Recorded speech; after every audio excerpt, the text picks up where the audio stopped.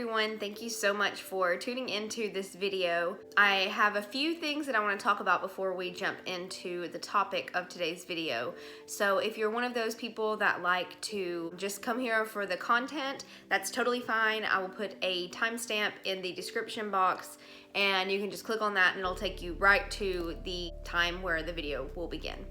So as you may have noticed, if you are someone who has watched my last videos, I have been MIA for a little over a month now.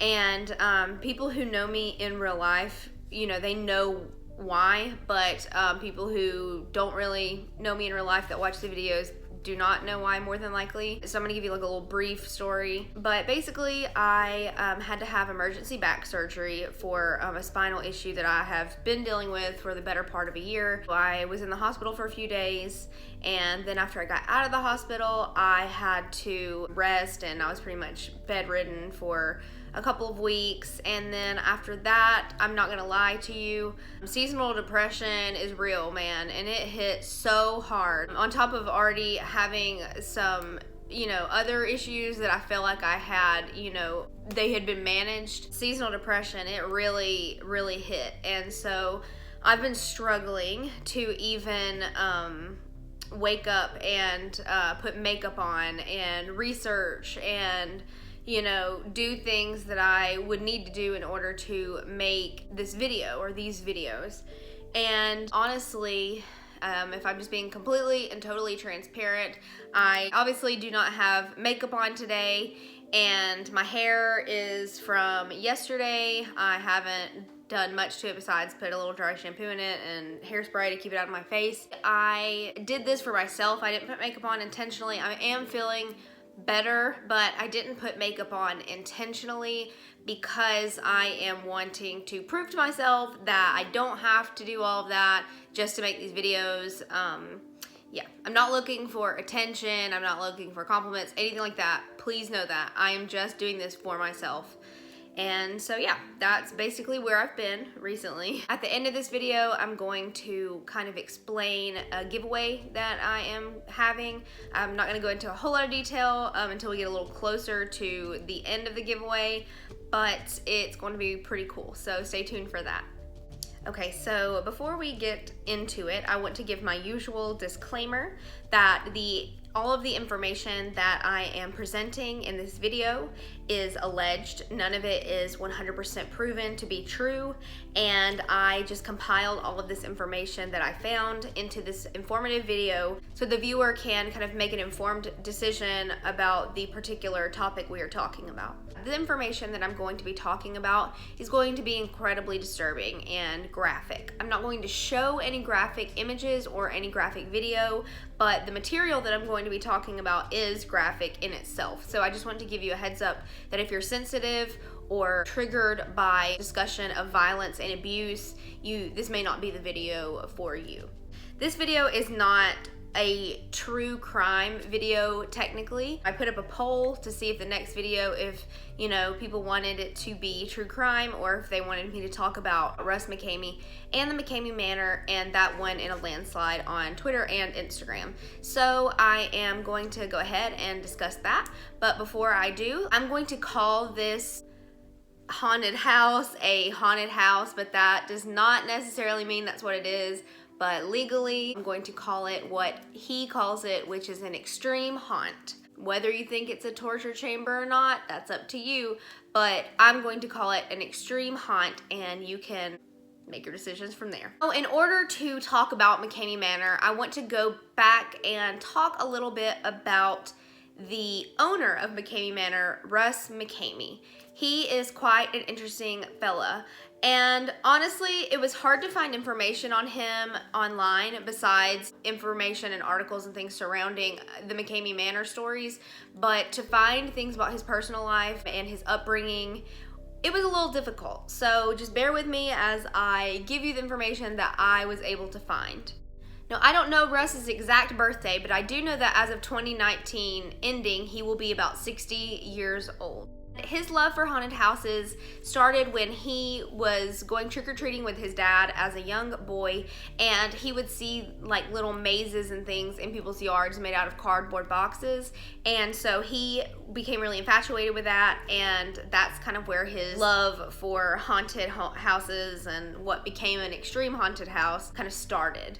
Russ McKamey was a theater major, and once he graduated, he joined the Navy. He was in it for a total of 23 years, and while in the Navy, he was described by his colleagues as someone who would put up haunted houses on the naval ships to entertain his fellow colleagues, peers, friends. He, of course, started enjoying haunted houses as a child with his father, but now as he got older and he was, a teenager or a young adult, he started making these haunted houses, and that's where he really, really got the bug for haunted houses. Russ describes himself as an entertainer, a comedian, and what he does as, quote, nothing but show business. On top of being the owner of an extreme haunted house, Russ McKamey is also a wedding singer and a DJ.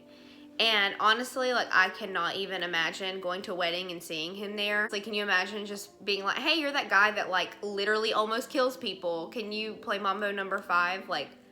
I just genuinely, that blew me away, and I laughed whenever I heard that because I just cannot believe that. Now, Russ describes himself as a, quote, straight-edged conservative guy, end quote.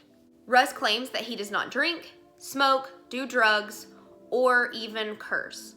And he also has a rule implemented in his haunted houses that if a participant curses, then money is deducted from the total that they would win if they finish the haunted house, which, again, I will get into all of the formalities and prizes and things of the haunted house in a moment, but he just will not give them the full amount if they curse. Russ says that his favorite movies are Alfred Hitchcock's psychological thrillers and mystery films that he makes. Movies like Psycho, Vertigo, Birds, things like that. The entry fee to get into McKamey Manor is a bag of dog food. And Russ also says that if a person finishes the haunted house all the way through, that they will get a $20,000 reward. And honestly, I don't personally think that that is real. In my opinion, this is not fact. Please don't sue me. This is just my opinion. In an episode of Dark Tourist on Netflix, which if you're not familiar with the show, you need to check it out. It's incredibly interesting. It has some graphic material as well, but if you're into that kind of thing, it is a pretty cool television show. And on the last episode, the season finale of, I believe it was the first season, the host went to McKamey Manor. And while he was there, Russ was talking to him and doing an interview with his, at the time, girlfriend, Holly, and he was explaining to the host that he only makes $800 a month in naval retirement money, and that's his only income. So, in my opinion, I don't know where he got the $20,000 from to give somebody a prize, but I do know that nobody's ever won it, and he's been running some form of haunted house for 16 years, and so I just don't personally believe that he has $20,000 lying around to give as a reward. Maybe he does. I don't know. I think it's a little suspicious that he's never given it to anybody, even people who have been so close to finishing, and once they get close, he will cause them somehow to quit, whether it be nearly killing them or something of that nature in order to make them quit. Now, in that same episode of Dark Tourist, Russ was talking to the host about a cease and desist letter that he had received. This haunted house is located in a small, sleepy, rural town in Tennessee called Summertown, or Summerton. It's either Summertown or Summerton, depending on how you want to pronounce it. I believe it's pronounced Summertown, but I'm sorry if I'm pronouncing it incorrectly. Now, I'm going to read the cease and desist letter that I had made notes about. Just keep in mind that the person who this is happening to, they signed up for it, so it was their choice. This is going to get a little dark because I'm going to start progressing into talking about the house itself, and that's where things get really, really dark really, really fast. The cease and desist letter says, quote, "A person was bound and tied behind a truck in what appeared to be some type of abduction, torture, and attempted killing. She later screamed as what sounded like a chainsaw was used to simulate threatened or actual dismemberment, end quote. As the host of Dark Tourist was reading this out loud on camera in front of Russ and his at the time girlfriend, Holly, Russ and Holly both laughed. Russ then said that it was PG-13 and that it was just extreme mental games. And in a different interview, I saw where Russ and Holly were talking about how they use hypnosis on their, quote, victims. And as they are doing that, the person or the victim, as they say, I hate saying that, but I'll call it that for formality. The victim of Russ and Holly's hypnosis will think that they are being waterboarded when they are really just in a kiddie pool with just a few inches of water in it. And that was his words, not mine. Now, my question is, if that is the case, then why are there videos of people actually being waterboarded on Russ McKamey's YouTube channel? It's not like somebody faked it and posted it. Russ McKamey himself filmed it and posted it. So how is he going to try to tell people that they are in kiddie pools when you can clearly see someone being waterboarded in a ice cream freezer that you see at a gas station? They're being put into those with water filling up to the edge and maybe this much air, and they're having to lean up and barely breathe. And then the actors that will help Russ McKamey, which that's a whole different story, they will pull the person out, let them breathe for a second, and put them right back in there. Like, maybe that's not technically waterboarding, but to me that sounds like it is. And again, talking about the victims, as Russ and Holly called them, you know, they signed up for it. Someone that I know sent me an Instagram message whenever I was talking about how I was going to make a video on this and how I felt like it should be illegal. And the person said to me, why should it be illegal if they are voluntarily signing up? And honestly, I see their point. I get it. But this is the analogy that I used when I was talking to them.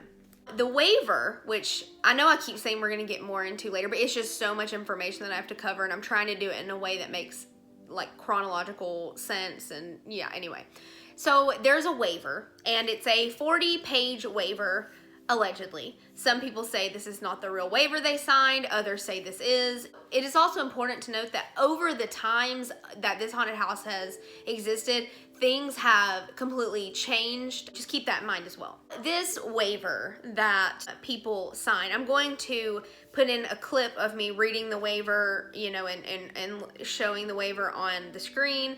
So that will come up now. Participant agrees that if selected, they could be buried alive under 12 feet of dirt and rock in which they will have a limited amount of air, and that they will have to figure out how to escape, and they could possibly breathe in a significant amount of dust, dirt, or foreign objects that may cause death if participant does not breathe properly or hold their breath at the right time.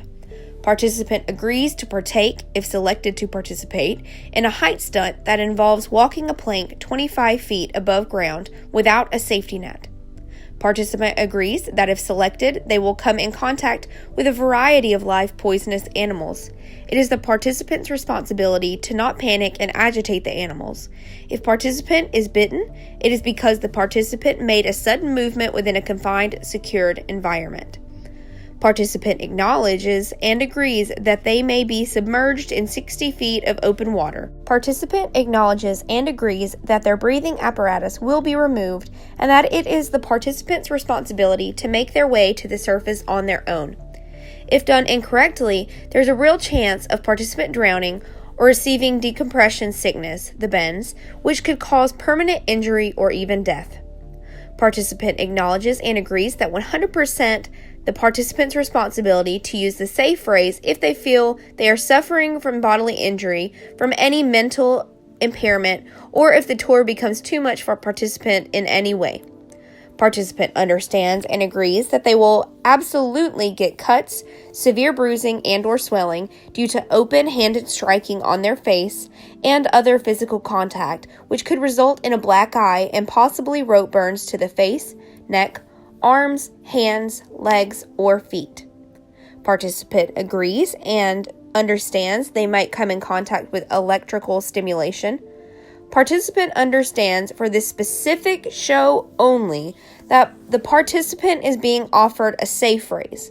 It is up to the participant to use this phrase due to the weakness if they feel like they need such a weak precaution as a safe phrase. And I'm going to stop for a second and just say, why on earth is he making these people feel like having a safe phrase is a weak thing? Like, some people, all of us, we get to a point where we cannot handle anymore. I think that it is completely reasonable to have a safe phrase and to use that safe phrase without being made to feel like it's a bad choice. Now, I get saying, oh, you're weak for using the safe phrase or whatever as humiliation tactic during the haunted house, but on the waiver itself, that makes the person, and notice they have an option to use it or not, that makes the person feel as though they have a choice not to use it, and if they don't use it, they're stronger than if they did, or if they did use it, they're weaker than if they didn't. And that just really, really sits the wrong way with me. Participant agrees and understands that it is quite possible that they may come in contact with raw sewage. Participant agrees that their entire tour will be viewed by a live audience in Las Vegas, the Philippines, and or Thailand, and that they will act appropriately. Participant fully understands and agrees that they may come in contact with carbon monoxide poisoning with regard to use of artificial fog. Participant fully understands and agrees that once participant enters McKamey Manor, there is no quitting unless serious physical or psychological injury is present. And I'm going to stop one more time to say, how could Russ possibly know if you have a serious psychological injury? Like, a physical injury, yes. I mean, you can see that most of the time. But a psychological injury, it is nobody's determination except your own to decide if you have a serious psychological injury. So, again, I just don't feel like that is a good idea. But anyway. Participant fully understands that injuries may occur during their tour of McKamey Manor, which may include, but not limited to, head, neck, and back injuries, death, stroke, traumatic brain injury, brain aneurysms, cerebral or retinal hemorrhage, subdural hematoma, loss of consciousness, whiplash, harmful heart reactions, nausea, headache, dizziness, lacerations, broken or sprained bones, torn ligaments, bleeding wounds, scrapes and or cuts, heat stroke, or drowning, and does not hold McKamey Manor responsible. Participant fully understands and agrees that being scared, having a panic attack, etc. does not count as a serious injury. Participant fully understands and agrees that their tour may include the use of hypodermic needles, zappers, tasers, or dog shock collars. Participant fully understands and agrees that they may be crushed in a pit by various objects. Participant fully understands and agrees that various fluids, such as food coloring, grease, theatrical blood, or other liquids may be placed in participant's mouth. It is participant's responsibility not to swallow these fluids. Participant fully understands and agrees that they may be fish hooked, which may inadvertently cause rippage to the mouth area. Participant fully understands and agrees that if they are selected to visit the dentist, that they may have a tooth extracted without Novocaine and will not hold McKamey Manor liable. Participant fully understands and agrees that it is possible that joints, in examples, jaw, shoulder, elbow, wrist, knee, hip, etc., may be accidentally dislocated and that participant will not hold McKamey Manor responsible. Participant fully understands and agrees that they will be participating in various medieval torture devices, such as knife throwing while strapped to a spinning wheel, shackles, chains, gibbet cage, stocks, the rack, etc. Participant fully understands and agrees that they may be bruised by paintballs. Participant fully understands and agrees that MK Ultra, or mind control, may be used. Participant fully understands and agrees that water torture may be used. Yet, hey, we're not waterboarding here, guys. That's what Russ says. We don't waterboard. Participant fully understands and agrees that a nail may pierce their hand. Participant fully understands and agrees that their hand may be smashed with tools. Participants fully understands and agrees that their nails may be removed from their nail bed. And personally, to me, that's the worst one on here. Like, I know that death is an option, but I think that I might rather die than have my nails removed from my nail bed. That just sounds, it makes me throw up. Participant fully understands and agrees that medication may be given that induces hallucinations or sedatives given in pill form or by hypodermic needle at McKamey Manor's discretion. Participants fully understand and agree that if chosen, they may receive a tattoo or piercing. It is the responsibility to care for such tattoo in order to not get hepatitis or other infection. Participant fully understands and agrees that choking may occur and that gagging or vomiting may occur. Participant fully understands and agrees that McKamey Manor will use humiliation tactics such as name-calling. Participant fully understands and agrees that they may be exposed to extreme temperatures. And lastly, participant fully understands and agrees that they may have a plastic bag or plastic bags wrapped around their face, which could possibly cause suffocation, blackouts, etc., and participant will not hold McKamey Manor responsible or liable. And again, keep in mind that this is not the full waiver. It's a 40-page waiver, and obviously there are at least 74 points if this is the correct waiver. And if it is, then we don't have all of them. We just have several sections of them. But again, it could be completely different now. This is just the most recent one that's been kind of going around online. Now that you've heard that, that's absolutely insane, in my opinion, if it is the true waiver.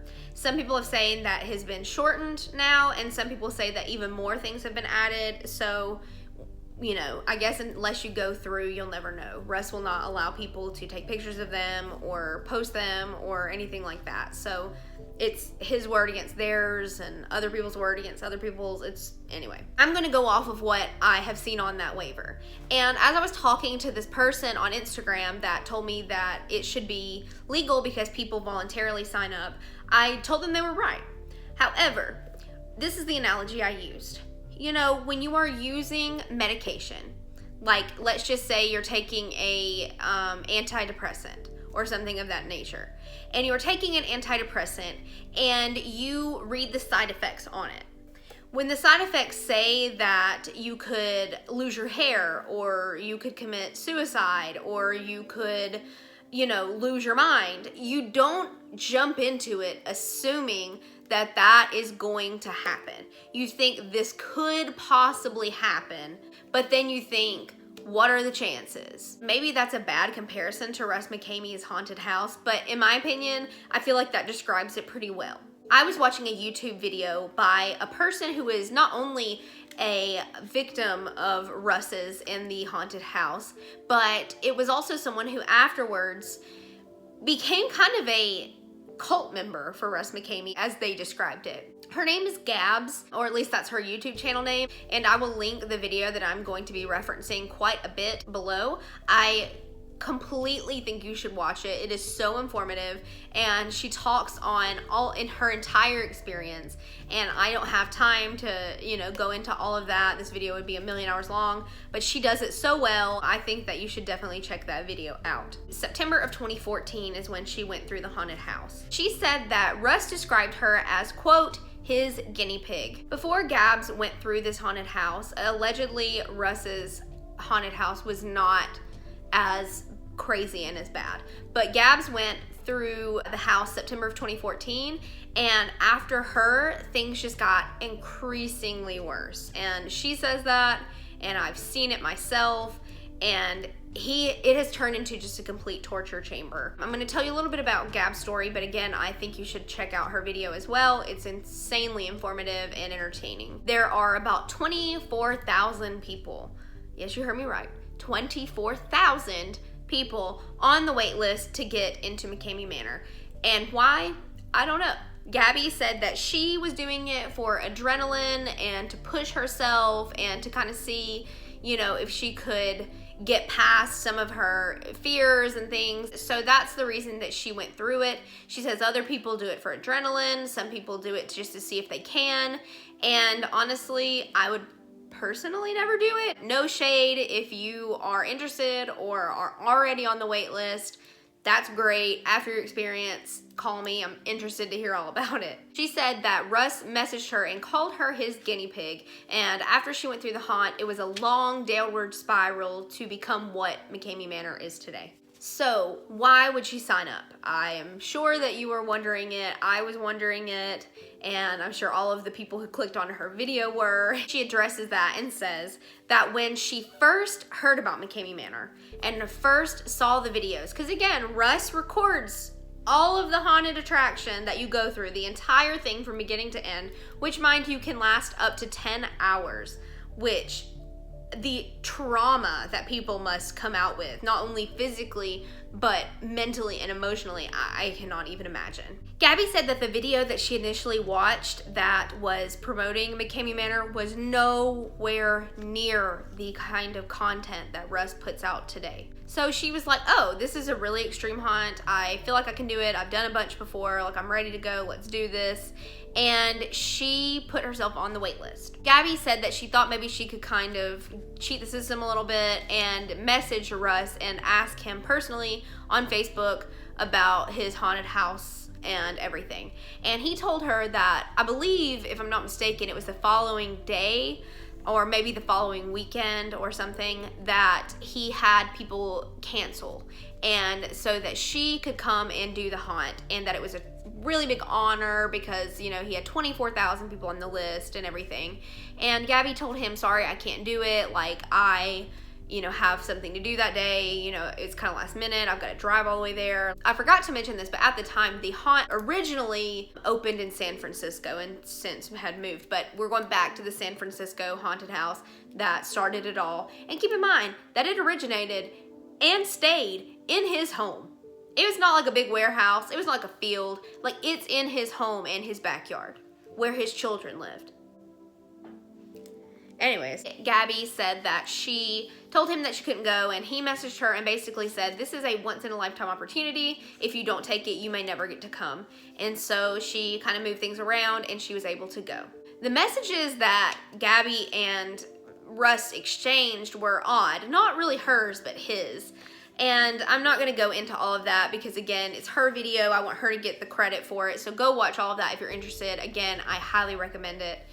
But basically, it got a little creepy, and she was like, whatever, I'm just going to do this haunted house. She did not know it was going to be what it turned out to be. Russ, when you do this haunted house, he makes you wear some type of costume. Now it's become onesies, but at the time it was a costume. And I think it's partially for like humiliation or, you know, something of that nature. But also, can you imagine like going through this haunted house with like all of your like bare skin being open? You know what I mean? Like, it's not like she had something covering her arms. Like if she was wearing like, let's say like a fairy costume or a pirate costume or something, your whole body is basically exposed and it's just your skin. So to me, I'm like, I would definitely be wary of that. Gabby said that once she got there, she drove to the location that Russ gave her, and it was a park. And she was alone, mind you. The haunted house is for two people to go through, but usually it's not people that are going through it together. It's usually like strangers from what I've seen. But Gabby went through this with someone who she did not know. So they met up at the park, and they were kind of both like, you know, what's going on? And Gabby messaged Russ and was like, am I supposed to be at this park? Is this correct? And he was like, yep, we'll be there soon. So she sat there and she waited. At one point, a bunch of Russ's actors came to the park to pick Gabby and the other person up, and we're gonna call her Sarah for the purpose of the story. I don't know what her name was, or he. I don't know if it was a girl or a guy. I think it was a girl, but we're just gonna call her Sarah. Gabby and Sarah were sitting on these bleacher bench things, and the actors came up and they put headphones on them, and they stood behind them to where they could not see them. Russ had told Gabby that. He had told her, don't look at the actors. So then once the actors got there, they came up behind them, put the headphones on, and they were directed to get into a van. Their eyes at some point were also bound. I don't have the exact time frame for that, but I've seen where Russ puts duct tape over people's eyes and heads, like wraps it all the way around, and to me that's insane because that would pull out every single piece of your facial hair, your eyelashes, eyebrows, you know. Absolutely not. No, thank you. And at some point, Gabby had to sign the waiver, and she said that the waiver that she signed was much different than the one that was online. It had a lot less of the things that the one that's going around online had, but she signed it and she was ready to go. She was thrown into a van and taken to Russ McKamey's house. Keep in mind they're blindfolded, so she says half of the things that she experienced she doesn't even know what it was because she was blindfolded and had headphones on for the majority of it. I've seen where Russ puts the headphones on people and it's him talking and just really like saying some pretty twisted things into the, you know, recording and then playing it in their ears throughout the whole thing. So that's pretty psychologically draining in itself on top of everything else that you're experiencing. Russ also, he will modify his haunted house experiences to cater to each individual person that goes through it. So like, I am deathly afraid of reptiles and like snakes and things like that. So if I went, there's a likely chance that he would have snakes there. So there's Gabby and Sarah. They're crawling through this like tunnel thing. They don't even know what it is. They're wearing costumes or onesies or something. They have headphones on, duct tape around their whole face. And she said that's when things started to get really, really bad. So over the years, there has been a debate about the use of a safe word in Russ McKamey's haunted attraction. Most of the victims who have now turned into actors, so these are people who are like on Russ's side, they have come forward and said that when they were going through it, you could pick a safe word, but if you said it, it didn't mean anything. So that was then. Apparently now there's a higher chance of, you know, being able to use a safe word. But the current waiver that's out now, it says if you use a safe word, basically it's Russ's decision if he wants to accept that safe word or not. Gabby and Sarah went from the park into the van, and from the van to the haunted house, which is Russ's house. Then at some point they were crawling through this cage thing in Russ's garage, and their mask or duct tape or whatever were taken off. Russ McKamey, with full video camera in hand, comes up to these two victims and says that he is live streaming this video in Vegas and they can pay him to torture the victims in a specific way. Which, honestly, this sounds like some real dark, deep web stuff. Russ later says that it was not true. It's just something he says to scare them. It's mental games, yada, yada, yada.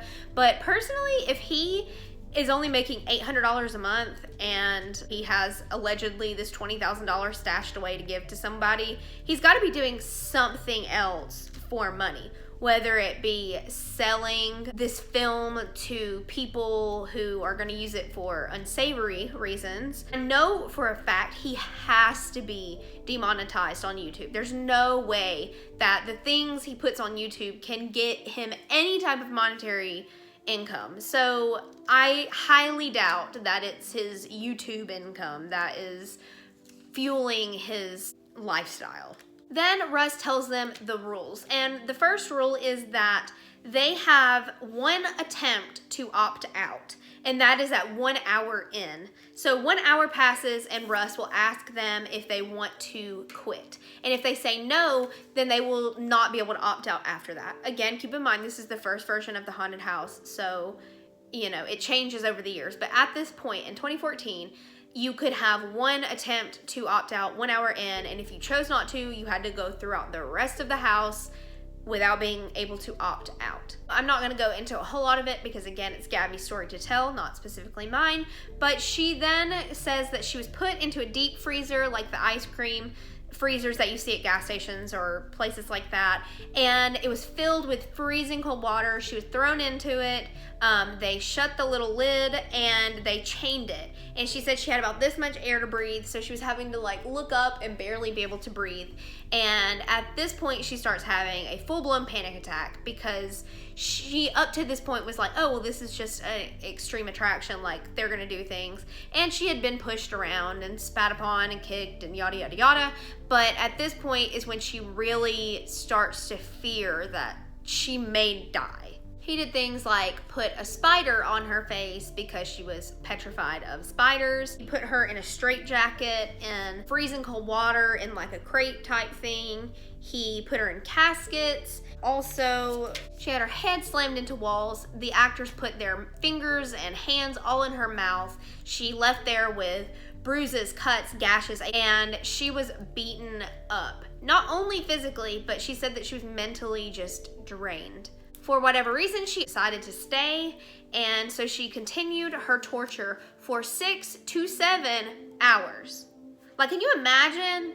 Like, I just can't even fathom, like, I, like, cry if somebody yells at me. Like, can you imagine being tortured for 6 to 7 hours? Like, people who go through this and put up with that, like, they are brave and have a very high pain threshold, because I'm telling you, they would seriously like hand me the pen to sign the waiver and I would cry and quit. Like, it would absolutely not fly with me.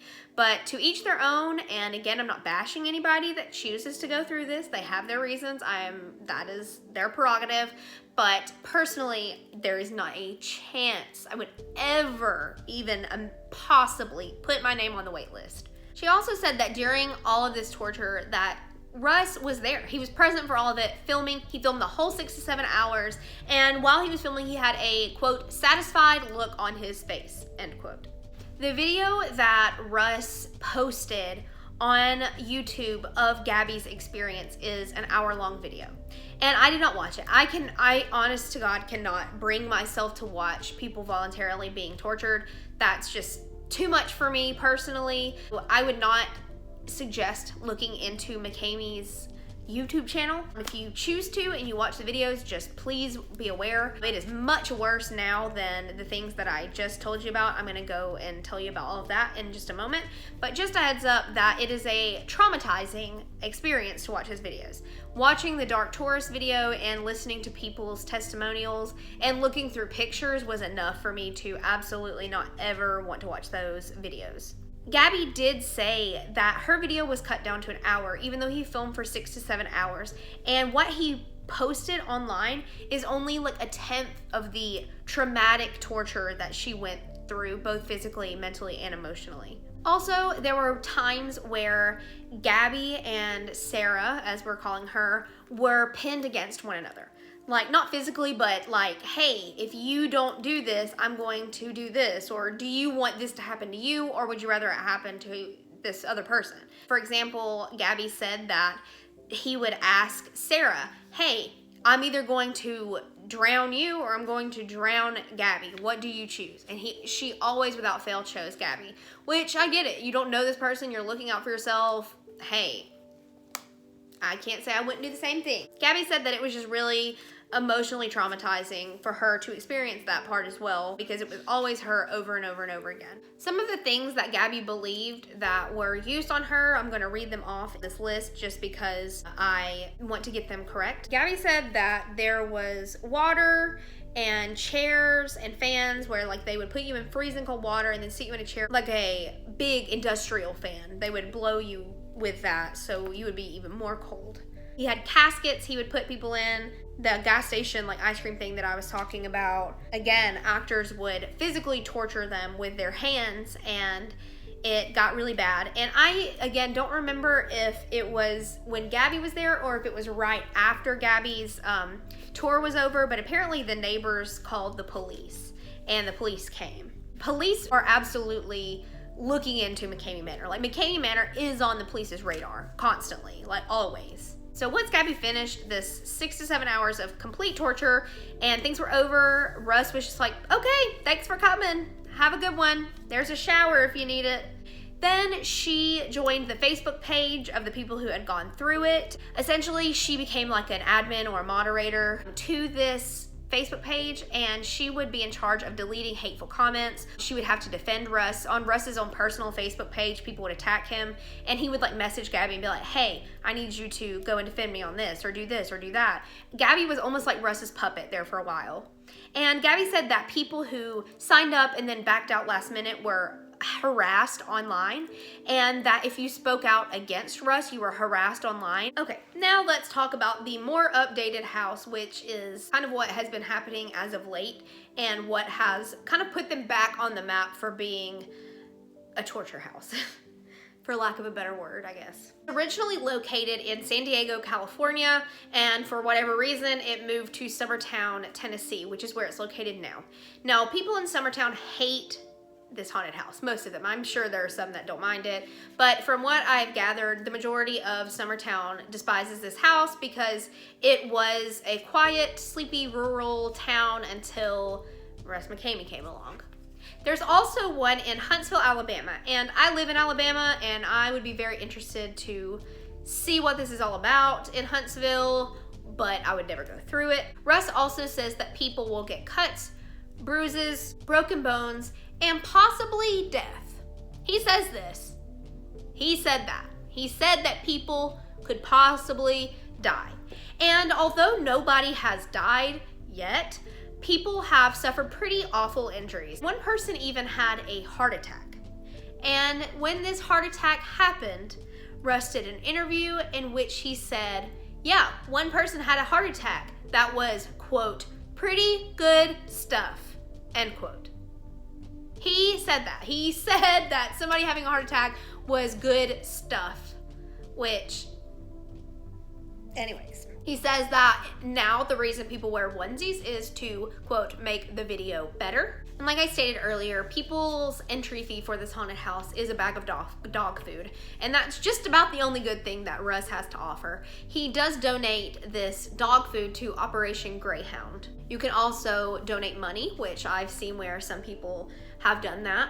To enter, you must have had a physical, which is just like going to the doctor and them saying that, hey, you are physically capable of going through this haunted house.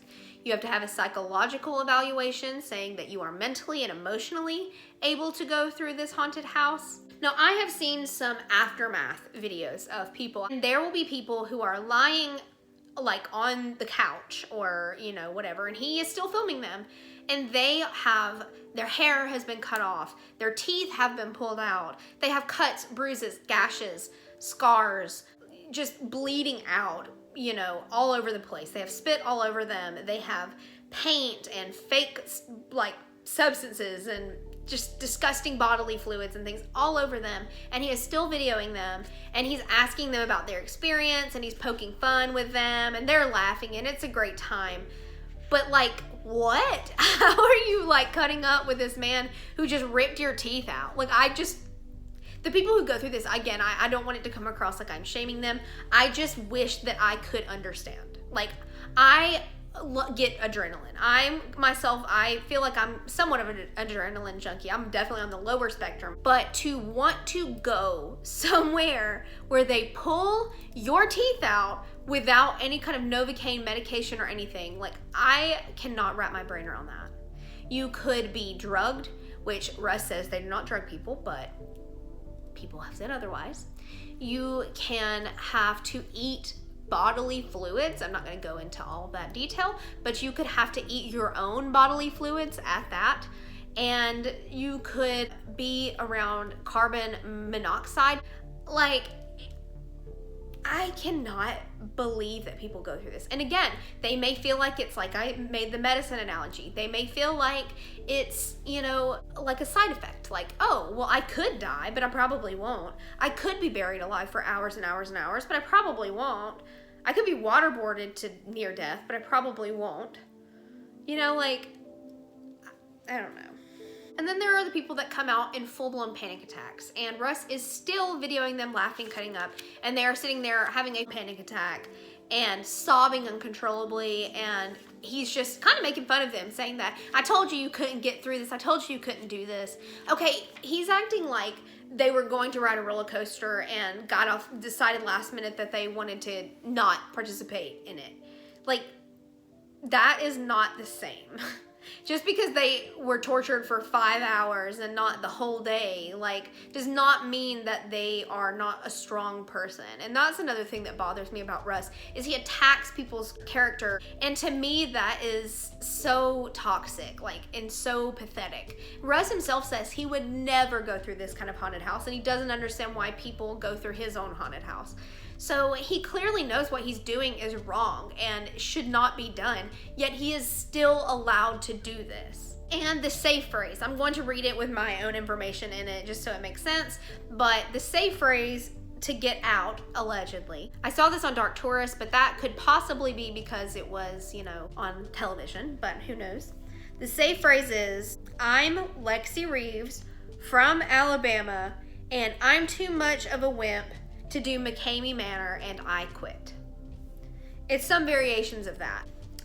Yikes is all I can say. To kind of walk you through the process of McKamey Manor as of late, they still start in the park, like Gabby did, and they have what they call a waiver ceremony, which can last up to 5 hours. And note that while they're signing the waiver and things, that torment is already happening, that verbal abuse is already happening. And they're reading this waiver and they're made to read it out loud. And keep in mind, this order of events may vary. This is just from multiple sites that I've read or videos I've watched of people's testimonials. After they're signing the waiver, Russ then has to call the police and inform them that they're having a show tonight. At one point, Russ, in one video I watched, Russ looked, I believe it was the Dark Tourist video, Russ looked at the host and he said, quote, "You're gonna get hurt tonight. You're going to get drowned. You're going to get buried. I'm not really here to hurt you, although I am going to hurt you," which just gave me chills. Like, it's just a weird thing to say and to talk about. I don't know. Then they are put in a straitjacket, adult diapers. You know the little plastic things that you put in your mouth that like keep your mouth open? They have them in a game and you like try to say words and people guess them. I cannot think of what the game's called right now. They put those in your mouth. They put duct tape over your eyes, which again, duct tape over your eyes where you have eyelashes and eyebrows and hair, and then the headphones go on and there's the verbal abuse and torment and embarrassment and humiliation and harm that Russ will spread on the headphones. Then you get in the van, then you go to the garage or the backyard of Russ's, which he has like trenches dug up and things like that. And you are waterboarded into ice water, pinned against one another, against the person that you're with.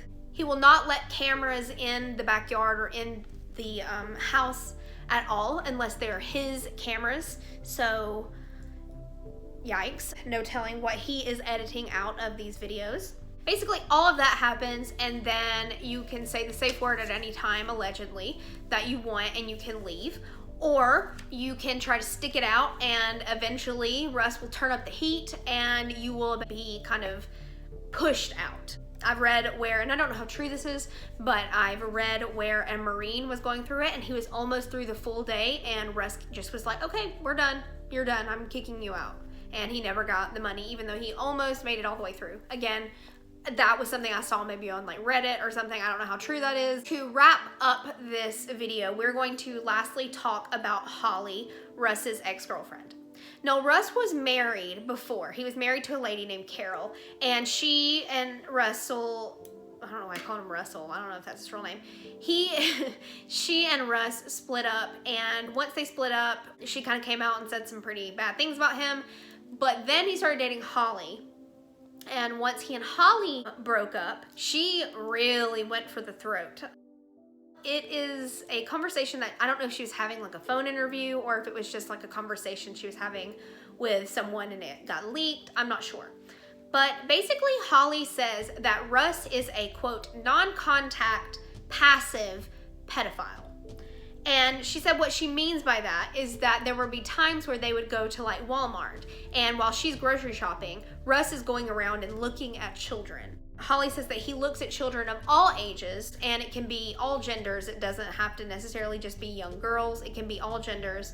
Holly also says that at one point Russ was wanting her to clean some photographs that he had in a box or something. And she says that he's pretty OCD as well. And I don't know if she was saying that in like a joking manner, which is nothing to joke about. I'm not you know, saying that people can say like, oh, I have OCD, and they just like things clean. I know OCD is a very, very debilitating disease that people suffer from, so I would not want to offend anybody. I'm just saying this is her words. She says that Russ has OCD, and so she got out the pictures that he wanted her to clean, and as she was cleaning them, she saw a photo of Russ's son, who now has no relationship with Russ, but it was a photo of Russ's son, and he was not, you know, not in clothes. He was fully clothed, and he was posing in like what she described it as sexual poses, which I hate even saying that, that's so gross, but he was promiscuously posed and fully clothed, and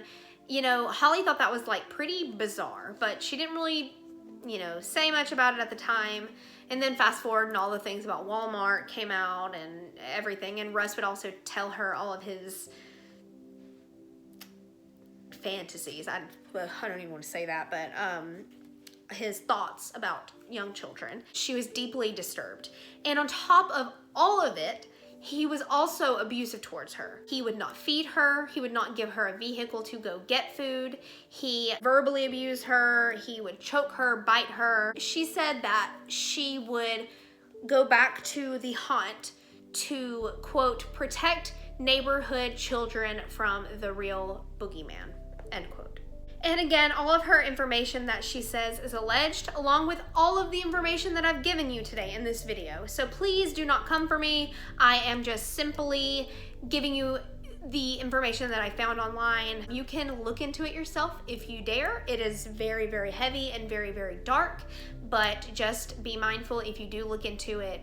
Be prepared for what you will see, because it's something that truly should not be legal, but because people keep signing up for it and going through it, it is legal, and Russ just keeps on keeping on with it. Now, I've heard recently that as of currently in 2019, all of the equipment that Russ had is no longer being used, and all of the actors that he was using are no longer working for him, and it's kind of now like him in his backyard with like people like just yelling at them. It's not funny. It's really not. But anyways, that's good news though, if that's true. I have a friend who told me that, and I believe her because she's also really into like true crime and things like this, and so I know that she wouldn't just feed me false information. So basically, yeah, I don't really know how to end this. So that is all that I have for today's video. What do you think? Do you agree? Do you disagree? Do you think that this should be legal and an option for people to have? Or do you think that it should be illegal and nobody should be able to do this? I kind of teeter on the fence. Like some days I think it should be illegal, and then some days I'm like, it's people's free will and choice. So I don't know. I'm kind of interested to see what you think. And also I want to get your opinion on something, if you would. I'm thinking of taking an idea that my favorite YouTuber in the entire world, her name is Stephanie Harlow. She does amazing true crime videos, so incredibly detailed. Right now she's doing a story on David Koresh and the Branch Davidians, and it's phenomenal. And anyway, my point in going into all of this is to say that she has a thing that she calls like crime and coffee, or coffee and crime time, I believe is what it's called. She has a weekly video where she will discuss current day like true crime, things that are happening in the news now, and like, you know, missing people or just interesting tidbits of things that come out in the true crime realm that happened that week. I've considered making one actual true crime video a week and then doing one video a week like this one, which is more of a relaxed, like more slightly opinionated video of something that's not necessarily true crime, but it is, you know, in the news and pertinent in the true crime kind of community. So what do you think? Do you think that's something you would be interested in? Do you have any suggestions for what I could call it? Because I don't know. I don't drink coffee, so I'm not gonna call it coffee and crime. But yeah, so just let me know what you think about that. And lastly, before I let you go, I am going to tell you about a giveaway that I'm having. The giveaway that I'm doing is once I reach 1,000 subscribers, which I know seems like a billion years away, and it very well could be, but I'm at about 120 something now, and once we reach 100,000, goodness. Once we reach 1,000 subscribers, I'm going to be randomly picking someone from the subscription list from, you know, I'm going to use like an online tool that will help randomly pick someone, and they will be sent a true crime themed basket or package or whatever I decide to put it in and ship it in. It's over $120 value. It's really cool. There's some stuff in there that I'm gonna get for myself as well. That is coming up maybe one day when we get 1,000 subscribers. And yeah, so that's all I have today. Let me know what you think of this video, and I will see you next time. Bye.